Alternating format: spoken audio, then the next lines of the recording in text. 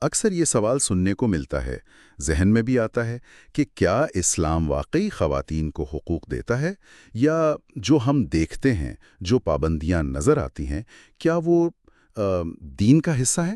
جی، یہ سوال بہت اہم ہے۔ خاص طور پر جب کلچر کو، ثقافتی روایات کو اسلام کا نام دے دیا جاتا ہے نا، تو بڑی الجھن پیدا ہوتی ہے۔ بالکل، اور اسی لیے آج ہم کوشش کریں گے کہ دین اور ثقافت کو تھوڑا الگ کر کے دیکھیں۔ تو آئیے آج ذرا گہرائی میں اترتے ہیں، قرآن اور سنت کی روشنی میں دیکھتے ہیں کہ خواتین کے اصل بنیادی حقوق کیا ہیں، اصل تصویر کیا ہے۔ جی ضرور، یہ سمجھنا بہت ضروری ہے کہ اسلام کی بنیاد تو عدل اور وقار پر ہے، سب کے لیے، مرد ہوں یا عورت۔ صحیح۔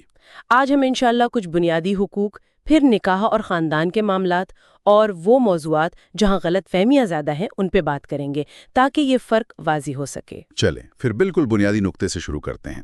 روحانی حیثیت، کیا اسلام مرد اور عورت کو اللہ کے نزدیک برابر سمجھتا ہے؟ جی، اس میں تو کوئی شک ہی نہیں، قرآن اس معاملے میں بالکل واضح ہے۔ سورۃ الاحزاب کو ہی دیکھ لیں آپ۔ جی۔ آیت 35 میں ایک لمبی فہرست ہے، نیک اعمال کرنے والے مرد اور نیک اعمال کرنے والی عورتیں، اور آخر میں کیا فرمایا کہ اللہ نے ان سب کے لیے مغفرت اور اجر عظیم تیار کر رکھا ہے۔ یعنی معیار عمل ہے، جنس نہیں۔ بالکل، معیار تقویٰ ہے، اچھا عمل ہے، مرد ہو یا عورت۔ اور علم حاصل کرنے کا کیا حکم ہے؟ یہ بھی ایک اہم پہلو ہے۔ کیا یہ صرف مردوں کے لیے ہے؟ ہرگز نہیں، وہ مشہور حدیث تو سب نے سنی ہوگی کہ علم حاصل کرنا ہر مسلمان پر فرض ہے۔ مرد و زن دونوں پر؟ جی، مرد ہو یا عورت، اس میں کوئی تخصیص نہیں، اور تاریخ دیکھیں تو بھری پڑی ہے۔ حضرت عائشہ رضی اللہ تعالی عنہا کتنی بڑی عالمہ فقیہہ تھیں۔ بالکل، ان سے تو بڑے بڑے صحابہ مسائل پوچھتے تھے۔ جی ہاں، تو علم پر تو کسی ایک جنس کی اجارہ داری ہے ہی نہیں۔ صحیح، یہ تو ہوئی روحانی اور علمی برابری کی بات۔ اب آتے ہیں معاشی حقوق کی طرف۔ یہ آج کل بہت اہم سمجھا جاتا ہے۔ اور اسلام نے اس معاملے میں بھی، آپ دیکھیں، 1400 سال پہلے عورت کو وہ معاشی حقوق دیے جو اپنے زمانے میں تو بالکل انقلابی تھے۔ اچھا، مثلاً جائیداد رکھنے کا حق، اپنا کاروبار کرنے کا حق، اپنی کمائی پر پورا اختیار۔ یعنی شوہر اس کی کمائی نہیں لے سکتا؟ جی نہیں، شوہر اس میں زبردستی مداخلت نہیں کر سکتا، یہ عورت کی اپنی ملکیت ہے۔ پھر وراثت میں باقاعدہ حصہ مقرر کیا، سورۃ النساء میں تفصیل موجود ہے۔ یہ واقعی دلچسپ بات ہے، کیونکہ عام تصور بعض اوقات بالکل الٹ ہوتا ہے۔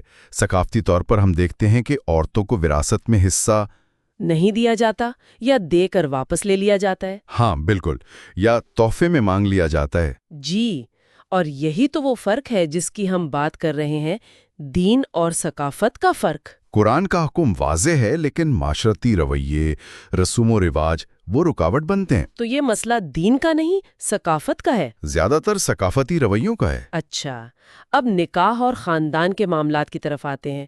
کیا نکاح میں عورت کی مرضی، اس کی رضامندی واقعی ضروری ہے؟ ضروری نہیں، لازمی ہے۔ اس کے بغیر نکاح ہی نہیں ہوتا۔ لازمی؟ جی، نکاح ایک معاہدہ ہے، کانٹریکٹ ہے، اور کسی بھی معاہدے کے لیے فریقین کی آزادانہ رضامندی شرط ہے۔ زبردستی، دباؤ، دھوکہ، اس سے کیا گیا نکاح شرعاً درست ہی نہیں۔ صحیح، اور مہر کا کیا تصور ہے؟ مہر وہ تحفہ ہے، وہ مالی حق ہے جو شوہر اپنی بیوی کو دیتا ہے، اور یہ مکمل طور پر بیوی کی ملکیت ہے۔ اس کا حق ہے، یہ اس کے احترام کی بھی علامت ہے، اور ایک طرح سے مالی تحفظ بھی۔ اور قرآن کیا کہتا ہے میاں بیوی کے تعلق کے بارے میں؟ قرآن تو اس تعلق کی بنیاد ہی محبت اور رحمت پر رکھتا ہے۔ سورۃ الروم کی وہ آیت ہے نا کہ اللہ نے تمہارے لیے تمہیں میں سے جوڑے بنائے تاکہ تم ان کے پاس سکون حاصل کرو، اور تمہارے درمیان محبت، مودت اور رحمہ پیدا کی۔ سکون، محبت، رحمت، یہ بنیاد ہے۔ جی۔ اور شوہر پر بیوی کا نان نفقہ، یعنی کھانا، کپڑا، رہائش، علاج، یہ سب لازم ہے، اس کی ذمہ داری ہے۔ ٹھیک، اور اگر خدا نخواستہ تعلق نبھانا مشکل ہو جائے، کیا عورت کے پاس کوئی راستہ ہے علیحدگی کا؟ جی بالکل، جیسے مرد کو طلاق کا حق ہے، اسی طرح عورت کو خلا کا حق دیا گیا ہے۔ خلا؟ جی، خلا، جس کے تحت عورت کچھ مخصوص شرائط کے ساتھ قاضی یا عدالت کے ذریعے نکاح ختم کروا سکتی ہے۔ تو یہ جو تاثر ہے نا کہ طلاق صرف مرد دے سکتا ہے، یہ ادھورا ہے۔ اسلام نے توازن رکھا ہے۔ یہ بہت اہم نقطہ ہے۔ اچھا، اب کچھ ایسے معاملات پر بات کرتے ہیں جو اکثر متنازع سمجھے جاتے ہیں، جیسے گواہی کا معاملہ، وہ جو کہا جاتا ہے کہ 2 عورتوں کی گواہی ایک مرد کے برابر ہے۔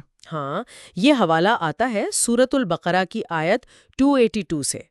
لیکن یہاں بھی سیاق و سباق یعنی کانٹیکسٹ دیکھنا بہت ضروری ہے۔ اچھا، کیا سیاق و سباق ہے اس کا؟ یہ آیت خاص طور پر مالی لین دین، قرض کے لمبے معاہدات، دستاویزات لکھنے کے بارے میں ہے۔ اوہ، یعنی صرف فائنینشیل ٹرانزیکشنز۔ جی، اور وہاں حکمت یہ بتائی گئی کہ اگر ایک بھول جائے تو دوسری اسے یاد دلا دے۔ اس کی وجہ یاد دہانی بتائی گئی ہے۔ یہ نہیں کہا گیا کہ عورت کی عقل کم ہے یا وہ قابل اعتبار نہیں۔ تو یہ عمومی اصول نہیں ہے؟ بالکل نہیں۔ اسے عمومی اصول بنا دینا، ہر معاملے پر لاگو کرنا، یہ درست تشریح نہیں۔ کئی دیگر معاملات میں ایک عورت کی گواہی بالکل ایک مرد کے برابر تسلیم کی گئی ہے، بلکہ بعض میں تو صرف عورت کی گواہی ہی معتبر ہوتی ہے۔ صحیح، یہ وضاحت بہت ضروری تھی۔ اسی طرح پردہ یا حجاب کا حکم ہے، کیا یہ صرف ایک لباس کا نام ہے؟ نہیں، یہ صرف لباس تک محدود نہیں۔ قرآن جب بات کرتا ہے سورۃ النور میں، سورۃ العذاب میں، تو مردوں اور عورتوں دونوں کو کہتا ہے کہ اپنی نگاہیں نیچی رکھو، اپنی شرمگاہوں کی حفاظت کرو۔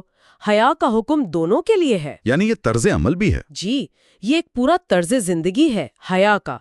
عورتوں کے لیے پھر لباس کے حوالے سے کچھ اضافی ہدایات ہیں، جیسے اپنی زینت ظاہر نہ کریں سوائے اس کے جو ظاہر ہو جائے، لیکن اسے صرف ایک کپڑے کا ٹکڑا سمجھ لینا یا اس پر وہ جو زبردستی اور شدت پسندی نظر آتی ہے، وہ اکثر ثقافتی دباؤ ہوتا ہے۔ جی، وہ اکثر ثقافتی یا معاشرتی دباؤ ہوتا ہے۔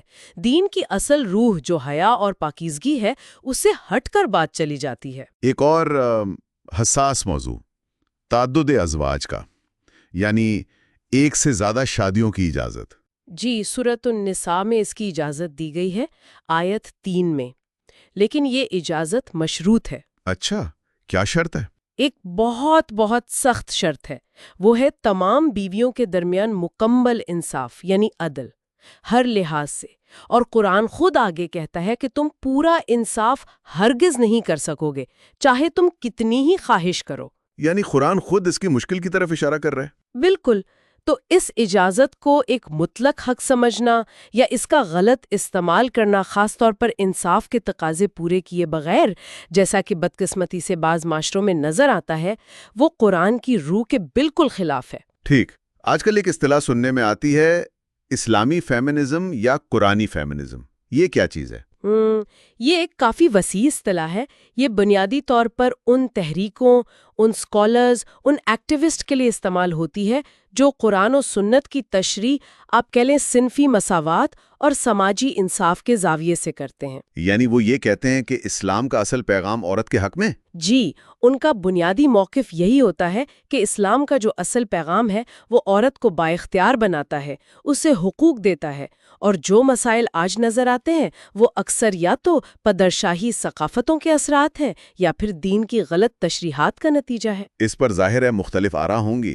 بالکل، اس پر کافی بحث ہے، مختلف نقطۂ نظر ہیں، لیکن یہ مکالمہ بذات خود اہم ہے کہ ہم نصوص کو کیسے سمجھتے ہیں اور آج کے دور میں کیسے لاگو کرتے ہیں۔ اہم بات یہ ہے کہ قرآن و سنت میں جو واضح حقوق دیے گئے ہیں، علماء کی مختلف تشریحات ہیں اور جو ثقافتی رسومات ہیں، ان میں فرق کرنا سیکھا جائے۔ تو اگر ہم ساری گفتگو کا خلاصہ کریں تو یہ کہہ سکتے ہیں کہ اسلام خواتین کو اہم حقوق دیتا ہے، روحانی سطح پر برابری، علم کا حق، معاشی خود مختاری، جائیداد کا حق، نکاح میں رضامندی کی شرط، علیحدگی کا حق یعنی خلا، یہ سب اسلامی تعلیمات کا حصہ ہیں۔ بالکل درست، یہ سب واضح طور پر موجود ہیں۔ اصل چیلنج، جیسا ہم نے بات کی، وہ اکثر ان حقوق پر ثقافتی روایات اور معاشرتی دباؤ کا غالب آ جانا ہے۔ صحیح۔ تو دین کی اصل تعلیمات کیا ہیں اور ان پر ثقافتی ملاوٹ کیا ہوئی ہے، اس میں فرق کرنا بہت ضروری ہے، اور یہ فرق علم اور تحقیق کی بنیاد پر ہی کیا جا سکتا ہے، سنی سنائی باتوں پر نہیں۔ تو آخر میں شاید غور طلب بات یہ ہے کہ ہم اپنے اپنے دائرے میں، اپنے معاشروں میں ان قرآنی اور اسلامی حقوق پر حقیقی عمل درآمد کو کیسے یقینی بنا سکتے ہیں، اور ان ثقافتی رکاوٹوں کو کیسے دور کر سکتے ہیں جو دین کے نام پر رائج ہو گئی ہیں۔ جی، یہ واقعی ایک اہم سوال ہے جس پر ہم سب کو سوچنے کی ضرورت ہے۔